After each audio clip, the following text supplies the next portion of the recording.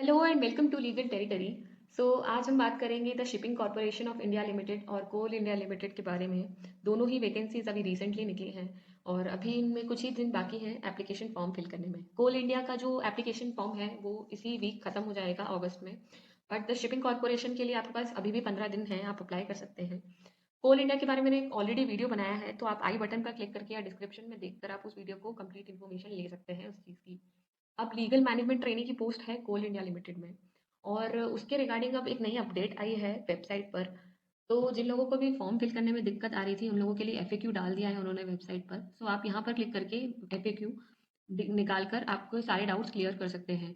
और इन एफएक्यूज में आपको मोस्टली सारे जो कॉमन क्वेश्चन हैं उनके आंसर मिल जाएंगे। ऑल्दो इन लोगों ने लीगल का सिलेबस अभी भी मेंशन नहीं किया है एफएक्यू में। और हम यही अज्यूम कर सकते हैं कि जो भी मेजर एक्ट्स हमने अपनी लॉ कॉलेज में पढ़े हैं वो हमारी इस एग्ज़ाम में आएंगे प्रोफेशनल नॉलेज के पार्ट में। तो इसका कोई एक स्पेसिफिक सिलेबस इन लोगों ने नहीं बताया है। तो जो भी कॉमन सब्जेक्ट्स हैं उनका एक बार रिवीजन करें। अगर आपका नॉलेज अच्छा होगा तो आपको स्कोर भी अच्छे मिलेंगे। इसमें नेगेटिव मार्किंग नहीं है, तो मेरा सजेशन यही रहेगा कि आप इस एग्ज़ाम के लिए अप्लाई ज़रूर करें। हो सकता है आपका सिलेक्शन हो जाए। अब एक और चीज़ है कि इसकी वेबसाइट पर पहले इंग्लिश में एडवर्टाइजमेंट था। अब ये हिंदी में भी अवेलेबल है, तो हिंदी में डिटेल एडवर्टाइजमेंट है और नोटिस है। वो भी आप अगर हिंदी स्पीकिंग कैंडिडेट्स हैं तो आप यहाँ पर अप्लाई कर सकते हैं देखकर। बाकी हेल्प डेस्क ऑप्शन पे या फिर आप सपोर्ट वाले इस पे मेल करके अपने क्वेश्चंस पूछ सकते हैं। The shipping corporation of India का वैकेंसी है, उसमें कुछ इंपॉर्टेंट पॉइंट्स हैं। उसमें दो ही स्टेजेस हैं। पहली स्टेज है ऑनलाइन एग्जामिनेशन, दूसरी स्टेज है आपकी जीडी और पर्सनल इंटरव्यू। तो ऑनलाइन एग्जामिनेशन में आपको क्वांटिटेटिव रीजनिंग और जनरल अवेयरनेस, इंग्लिश और डोमेन नॉलेज मतलब प्रोफेशनल नॉलेज के क्वेश्चन। 60 मार्क्स का आपका लीगल नॉलेज के क्वेश्चन आएंगे।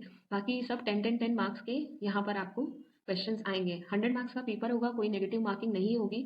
और जो भी स्टेज 1 पे क्लियर करेंगे वो 1/4 हो जाएंगे टोटल कैंडिडेट्स के। तो अगर 1000 बच्चों ने इस एग्जामिनेशन को लिखा है तो only 1/4 students will go for the next stage, that is 250 students ही अब नेक्स्ट स्टेज के लिए अपियर करेंगे। तो जो शॉर्ट लिस्टेड कैंडिडेट्स हैं वो सेकंड स्टेज पे जाएंगे, जो कि है जीडी और पर्सनल इंटरव्यू। और वेटेज इसका ये रहेगा कि 70% आपका जो वेटेज रहेगा आपके इस 100 मार्क्स वाले पेपर का रहेगा, इसको ज़्यादा वेटेज दिया जाएगा। 10% वेटेज आपकी जीडी को दिया जाएगा और 20% वेटेज आपके पर्सनल इंटरव्यू को दिया जाएगा। तो ज़्यादातर आपका जो भी वेटेज है वो इस पेपर में है, फर्स्ट स्टेज में जो पेपर हुआ है।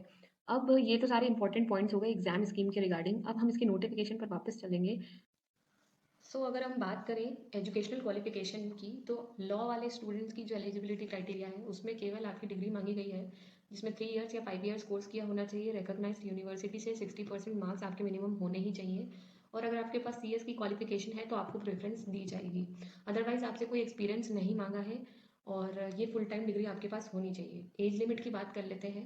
एज लिमिट में आपका जो 1 मई 2022 है उस तारीख तक आपकी एज 27 इयर्स नहीं होनी चाहिए। तो जो लोग भी 27 ईयर्स से कम के लोग हैं वो लोग अप्लाई कर सकते हैं, बाकी लोग अप्लाई नहीं कर सकते हैं। और अगर आप ओबीसी की नॉन क्रीमी लेयर को बिलोंग करते हैं तो आपको 3 इयर्स का रिलैक्सेशन मिलेगा। एसटी एससी से बिलोंग करते हैं तो 5 इयर्स का रिलैक्सेशन मिलेगा। और अगर पीडब्ल्यूडी कैटेगरी के हैं तो 10 साल का आपको जो है एक्सटेंशन मिलेगा। अब पीरियड ऑफ कॉन्ट्रैक्ट ये है कि आपको 3 साल का कॉन्ट्रैक्चुअल जॉब मिलेगा, उसके बाद आपकी जो पोस्ट है वो रेगुलर हो जाएगी। स्टार्टिंग का 1 साल आपका ट्रेनिंग पीरियड रहेगा और उसके बाद आपको कंफर्म्ड कॉन्ट्रैक्ट मिल जाएगा। सबसे अच्छी चीज़ कि यहाँ पे आपको बताया गया है कि आपका पे स्केल 50,000 से लेके 1,60,000 रुपीज़ तक रह सकता है। और उसके बाद जब अगर आप परमानेंट परमानेंट हो जाते हैं तो आपको बहुत सारे अलाउंसेस मिलेंगे, जो कि बहुत ही ज़्यादा इफेक्टिव रहेंगे आपके आगे पर्सनल ग्रोथ में। दूसरी चीज़, वेरिफिकेशन और टर्मिनेशन ऑफ पीरियड के बारे में भी आपको इन्फॉर्मेशन दे दी गई है। एम्प्लॉयमेंट बॉन्ड के बारे में बताया गया है।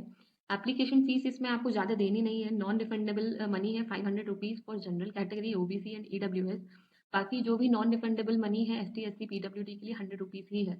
तो हिंदी और इंग्लिश दोनों ही लैंग्वेजेस में पेपर होंगे। और जैसा कि मैंने बताया था 100 मार्क्स का पेपर होगा और आपको 2 घंटे मिलेंगे इस पेपर के लिए। आपके जितने भी डॉक्यूमेंट्स जो आपको इस एप्लीकेशन को फिल करने में लगेंगे वो सारे डॉक्यूमेंट्स यहाँ पर मेंशन हैं। आप इन डॉक्यूमेंट्स को अपने साथ ज़रूर रखिएगा फॉर्म फिल करने से पहले, क्योंकि आपको फॉर्म फिल करने में बहुत ज़्यादा काम आने वाले हैं। उसके बाद आपके लिए सबसे इम्पोर्टेंट पार्ट है इस पूरे पीडीएफ का, जो कि है डेट्स, जो आपको पता होनी चाहिए। क्योंकि जो इसका एग्जामिनेशन डेट है 11 सितंबर 2022। 26 अगस्त को इसका एडमिट कार्ड मिल जाएगा और 11 सितंबर को इसका एग्ज़ाम हो जाएगा, ऑनलाइन एग्ज़ाम। और 4th वीक ऑफ सितंबर में ऑनलाइन एग्जाम का रिजल्ट भी आ जाएगा। सेकंड स्टेज जो होगी कि आप सेकंड वीक ऑफ अक्टूबर में आपका ग्रुप डिस्कशन और इंटरव्यू हो जाएगा और उसके बाद आपका रिजल्ट डिक्लेयर हो जाएगा 4th वीक ऑफ अक्टूबर में ही। तो बिल्कुल भी डिले नहीं होगा, फटाफट से रिजल्ट आएंगे और आपको सारा सिलेक्शन प्रोसीजर आपका कंप्लीट हो जाएगा। सो इसमें भी नेगेटिव मार्किंग नहीं है, कोल इंडिया लिमिटेड में भी नेगेटिव मार्किंग नहीं थी।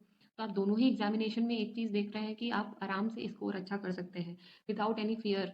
तो अभी आप इन दोनों एग्जाम्स के लिए अप्लाई कर दीजिए। कोल इंडिया के लिए एक ही हफ्ता बचा है, 5-6 दिन बचे हैं इनफैक्ट, और इसके लिए आपके पास है 15 दिन। तो दोनों ही एग्जाम्स के लिए आप प्रिपेयर कर सकते हैं, रिविजन कर सकते हैं और अप्लाई कर सकते हैं। अगर आपको ये वीडियो पसंद आई है तो लाइक शेयर एंड सब्सक्राइब कर देना। Thank you guys.